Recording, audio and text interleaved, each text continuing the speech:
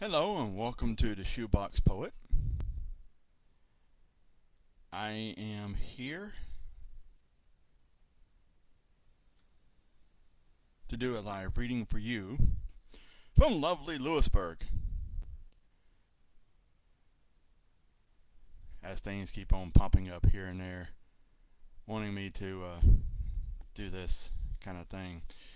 This is going to be a really fun go for me until I figure all this out.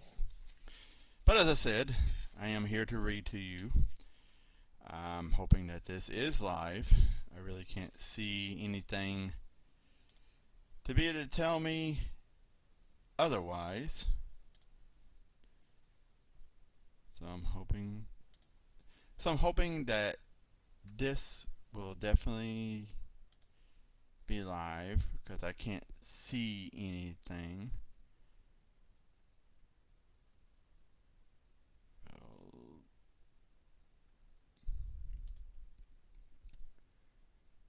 So I guess if anything comes up, it will be right there. Okay.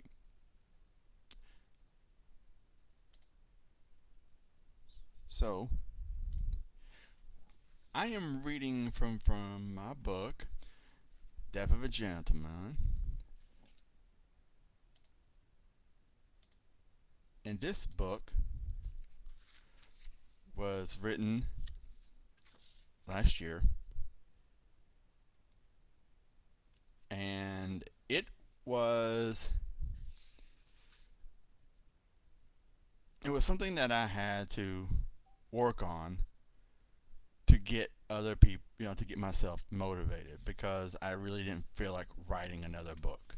I really wanted to step into writing a novel, but it just didn't really happen. So when I figured I'd put all the effort into getting this book written, at some point I figured I'd start working on a novel, which that never really happened. But now I have been working on a novel, but along with another thing. So I'm going to read to you a poem called Cosmic Love. And I really don't know if this is live or not because I can't really tell. If anybody can hear me or not, so we'll just be able to see. But again, here's a poem called Cosmic Love. It's the fantasy when you dream of making love to a goddess. You want to taste the stars that are born and feel her as her gravity pulls you in. While orbiting her moons and watching her smile between the valley of life as you drink from her fountain. Where you make a wish and you plunge deep into her, releasing the sun into her, giving her a universe of life. And this is annoying because I get that feedback in my ears and it's driving me crazy. Well, but that was written from a word prompt. This one right here is called Believing in You or Believing You. And this is basically a poem that I wrote about believing in other people, about wanting them to aspire and different things like that to help them to grow and improve who they are. Believe in you, so you're everything that I cherish and I believe in you because you inspire me. You are so much more than a person, at least to me, because I believe in you. I have seen you in your weakest moments and all your flaws, and you are beautiful to me. Even with all those things, so I understand when you're tired or depressed, or you have anxiety about the way things are going with the world now. Things are so much easier to give up. I'm telling you, you don't have to give up. I'm telling you to fight. I'm telling you to believe in yourself again because only you can do those things. I can stand here and support you, but I'm not the foundation you need to build yourself upon. So I ask you and beg you to believe in yourself and love yourself even more and to be strong within yourself. Because only you can believe in you. Now, I wrote that for my sister to help her because she, as you know, she's going through the GED, trying to get her diploma and everything, which she's doing really well. Really, really well. I mean, she struggles at times, but that's to be expected no matter what for anybody. But I am proud of her. Very, very proud of her. This next one's called Dealt. There are very few things that make me pause and reflect on the words you speak to me. While I am just lost for words because as a poet you put together sentences to communicate with other people. Yet the things you have told me shake me to my very core and wake me up from a lover's daydream when you, my muse, and the life you were dealt, brings me to tears. Yeah, that was a friend in the situation she went through. Finding out her past and stuff. And trying to find respect. Or, not, I shouldn't say respect, but finding a way to love her more in certain situations. Rolling. When you picture yourself with others and you feel so alone, just being an extra wheel, just rolling along, it seems like alone with other wheels as they go together. And that one's pretty obvious. Basically, when you're in a group of people and you're like the fifth wheel because everybody else is married and you're not. So, Bubble. Distance isn't the same when you want human interaction. And no one wants to be close to anyone right now, trapped inside a bubble as the world goes on. Yeah, being a part of the pandemic, which absolutely sucked because, it's just like, oh God, things open, things close, things open again, then they close again, and you're just like, what the hell? So here you are, you wanting to go out and do something, and you really can't do anything because nobody really wants to go out and do anything. So, well, you do have friends that, that really want to go. I mean, a friend of mine, Jeff, we went walking and did a bunch of stuff, hang out and everything. So it really helped to overcome things, especially hanging out with Jenna and a few other people. This one's called Drag.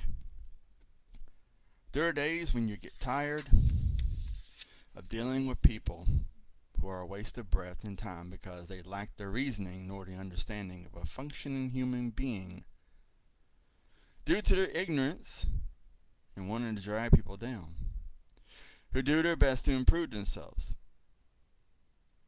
Then they say, if I didn't like it, I wouldn't pick on you. If I didn't like you, I wouldn't pick on you. I hate to see what it's like when you hate someone. If it's silence, why don't you freaking practice it? Of course, there's another word in there. And that goes, hand in hand with the problem of, just, you get that, people who just like, oh yeah, we're picking on you. So if we didn't pick on you, so you're a good friend, you're a good sport and everything. But if we didn't like you, we wouldn't pick on you. And you're just like, yeah, why don't you go walk in the park or go take a long walk up a short pier. The next one is called Gaps. There are holes in the program and the memory of what it is like being with a woman. Not in a sexual manner, but being close to her and trying to fill in the gaps for the old code in my head. Have been worn away by the constant accessing the memory of being touched by the hand of a woman. It waxes and wanes as the memory is corrupted, and I can no longer be written into memory. So it fades away as my body yearns for it just as much as hearing her moan when I touch her. Feet, legs, backs, my ears hear the sound, but my mind fails to record the echoes of some beauty's voice. As I touch her with my fingers in the desperate want, a feeling of her being close to me. You can pretty much guess what that means, but it's also the part of wanting to be close to someone and you really just can't. You just or you could go so long without the human interaction of hugs or touching or anything, and so it's just a cruel memory when you finally get it and you become so attached to someone, so drawn into them. I mean, it doesn't matter who it is. Um, During the pandemic, that there was like 3 or 4 months before I was physically around anybody. I mean, my uncle and my sister came up to visit and everything, but there was like a 3 month window there where I didn't get to see anybody, hardly. And I lived out in the middle of nowhere, so it was just really kind of thing. So, and the only interaction I had was working with people, and how things goes.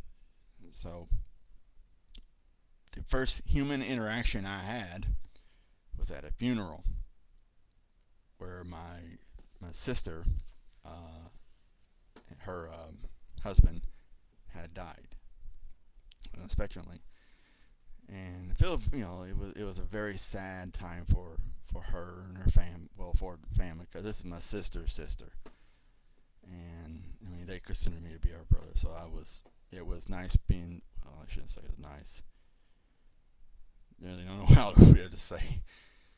Um, but it made the situation more rough when you're being around people and you're hugging everybody, and you enjoy the aspect of having humor interaction, but the emotion of loss is there too, and you've grieved that, and then you grieve when you have to go home and you're alone and you're no longer around people. So it was a really frustrating time for me. It's a frustrating time for them though, and I feel sorry for so sorry for the loss.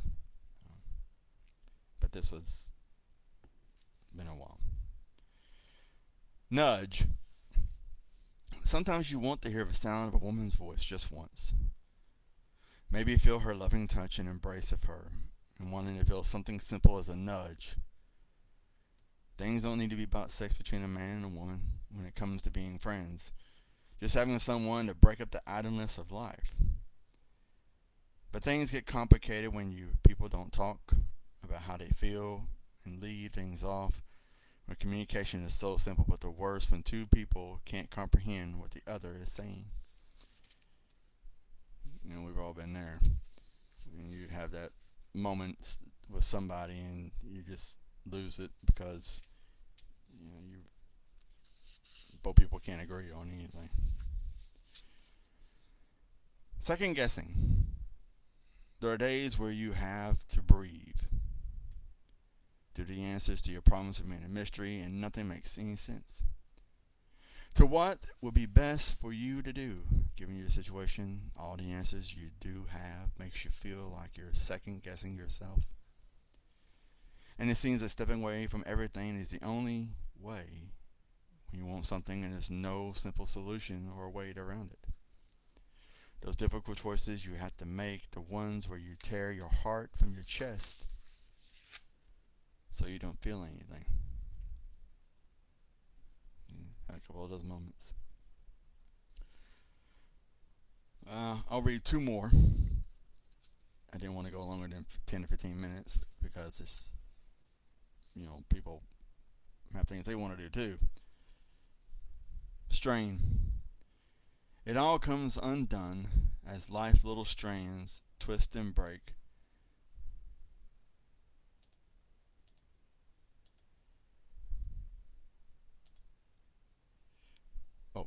Twist and break.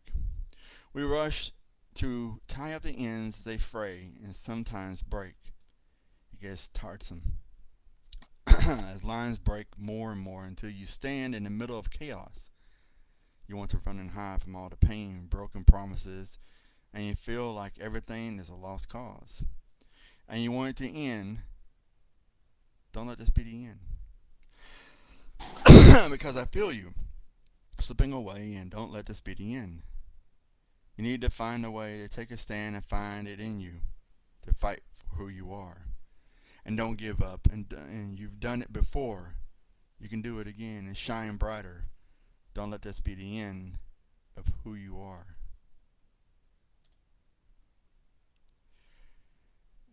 So this poem was written or was inspired by the song by Ruel. And it's called Don't Let This Be the End. So that was the inspiration behind this poem.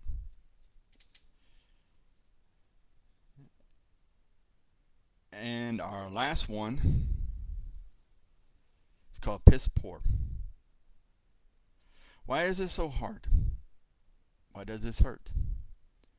I guess it means that you love. It's a piss poor feeling when your heart is breaking. And wanting something that feels real and not an illusion, you want to be able to grab it with your damn hands and feel a person there. Embrace them just to feel them.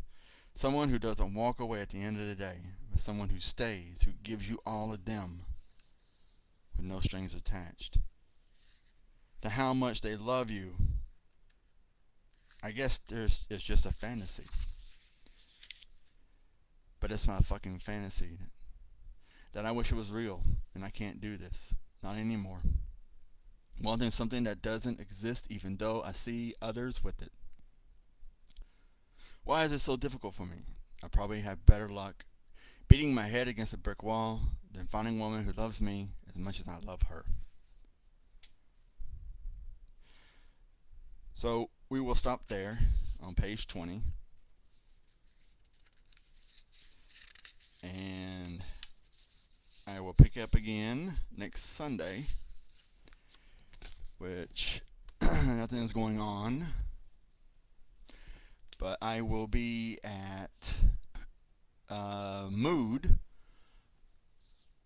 up at 2524 Heman Street, I guess. Heman Street, 7 p.m. in Nashville. And then there's a show and sale at the free poetry library in Nashville. So we'll try and check that out on Saturday. And maybe try to catch some other things. But everyone have a good weekend or rest of your weekend. Take care of yourselves. Don't do anything I wouldn't do, which is a very long list if any of you know me. But take care. Love y'all. Peace out.